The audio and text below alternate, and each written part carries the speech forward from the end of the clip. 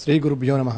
గురుగారు పుట్టినరోజు నాడు ఏమేమి పనులు చేయాలి? కాల విభాగంలో తప్పకుండా గుర్తు పెట్టుకుని తాను జరుపుకోవలసినటువంటివి కొన్ని ఉంటాయి.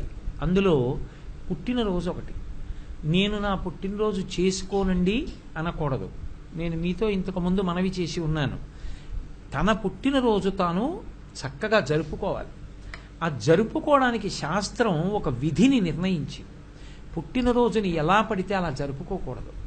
పుట్టినరోజు జరుపుకునేటటువంటి వ్యక్తి ఆ రోజు తెల్లవారుజామున నిద్రలేచి అభ్యంజన స్నానం చెయ్యాలి. అంటే ఒంటికి నూనె వ్రాసుకుంటే అలక్ష్మి పోతుంది. ఆ నూనె అలదుకొని తలస్నానం చేస్తారు. చేసే ముందు పెద్దవాళ్ళు తల మీద నూనె పెట్టి ఆశీర్వచనం చేయడం, వెన్నుపాము నిమరణం ఆచారంగా వస్తోంది. ఆ స్నానం చేసిన తరువాత ఇష్టదేవతని ఆరాధన చెయ్యాలి. ఇంట్లో కులదైవం ఇష్టదైవం ఉంటారు. ఆ కులదైవాన్ని ఇష్టదైవాన్ని ఆరాధన చెయ్యాలి.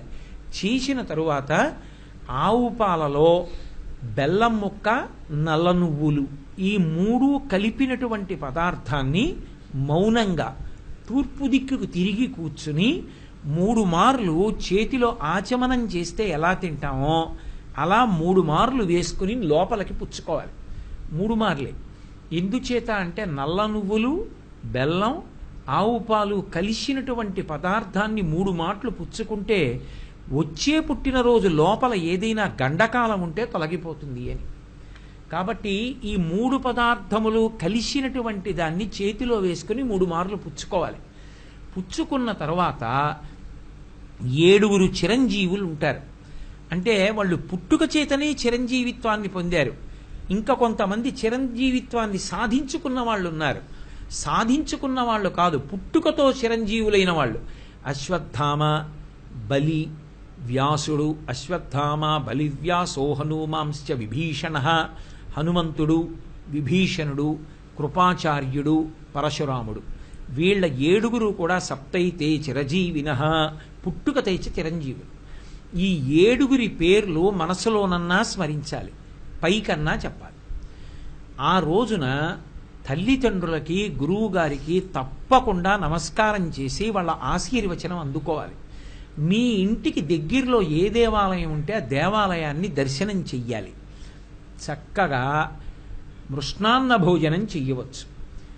రాత్రి మాత్రం బ్రహ్మచర్యాన్ని పాటించాలి. పుట్టినరోజున బ్రహ్మచర్య దీక్షకి విరుద్ధమైనటువంటి సాంసారికమైన కార్యక్రమాల్ని నిర్వహించకూడదు. అలా ఉంటే ఆ రోజు పుట్టినరోజుని సక్రమంగా చేసుకున్నాడు అని చెప్తారు. తన శక్తి కొలది దాన ధర్మాలు నిర్వహించాలి. తనకి ఐశ్వర్యం ఉందా, దానం చేస్తాడు. తనకి ఐశ్వర్యం లేదు, గోగ్రాసం అంటారు. చేతి నిండా కాసిని పచ్చగడ్డి పరకలు పట్టుకెళ్ళి ఒక ఆవుకి తినిపించి ప్రదక్షిణం చేసి నమస్కరిస్తే చాలు. ఇవి పుట్టినరోజు నాడు తప్పకుండా జ్ఞాపకం పెట్టుకుని చెయ్యవలసినటువంటి విషయాలు. వీటికి విరుద్ధంగా పుట్టినరోజుని మాత్రం చేసుకోకూడదు. అది కేవలం ఏదో సరదా కోసం, వినోదం కోసం చేసుకునేది కాదు. అది ఆయుర్దాయ సంబంధమైనటువంటిది. ఆ రోజు దీపం చాలా ప్రధానం. పొరపాటున కూడా అక్కర్లేని విషయాలు పిల్లలకి నేర్పితే అవే విశృంఖలత్వాన్ని పొందుతాయి. రేపు పొద్దున్న ఎన్నో 7 పుట్టినరోజు చేసుకుంటున్నాడో అన్ని కొవ్వొత్తులో, అన్ని దీపాలో వెలిగించడం, ఉఫ్ఫని ఊత్తు దీపాలు ఆర్పేయడం పరమ అమంగళప్రదమైనటువంటి విషయం.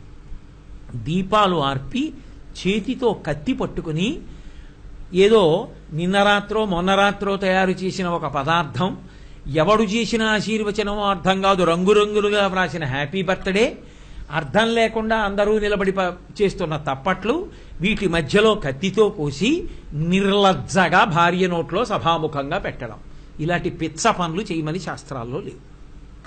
దీపాన్ని గౌరవించు, దీపం వెలిగించు. దీపం దగ్గర మట్టు మీద ఓ అక్షతలో పువ్వో వేసి నమస్కారం చెయ్యి. అది నీ ఇంట కాంతి నింపుతుంది, నీ జీవితాన్ని నిలబెడుతుంది. గురువు గారికి నమస్కారం చేయి, తల్లిదండ్రులకు నమస్కారం చేయి, పెద్దలకి నమస్కారం చేయి. వాళ్ళ నోటితో వాళ్ళు ఆశీర్వదించాలి. శతమానం భవతి శతాయు పురుషస్యతేంద్రియ ఆయుష్దేవేంద్రియే ప్రతిష్టతి అని. చక్కగా అలా దేవాలయానికి వెళ్ళి నీ పేరు మీద పూజ చేయించుకో, ఈశ్వరుడి అర్చన చెయ్యి.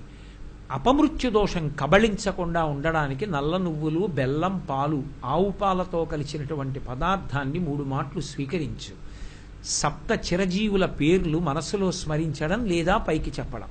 ఒకవేళ నీకు చేత కాకపోతే కనీసం అది గుర్తున్న వాళ్ళతో ఎవరితోటో అనుబంధం ఉండాలి, వాళ్ళని సంప్రదించైనా చెప్పు. లేదా కనీసం వ్రాసుకో. అక్కర్లేని విషయాలు ఎన్నో వ్రాసుకుంటాం. వ్రాసుకుని జ్ఞాపకం పెట్టుకుని నీ పుట్టినరోజు నాడు, నీ ఇంట్లో వాళ్ళ పుట్టినరోజు నాడు ఆ 7 పేర్లు చెప్పుకోవాలి. అది పుట్టినరోజు చేసుకునేటటువంటి విధానం.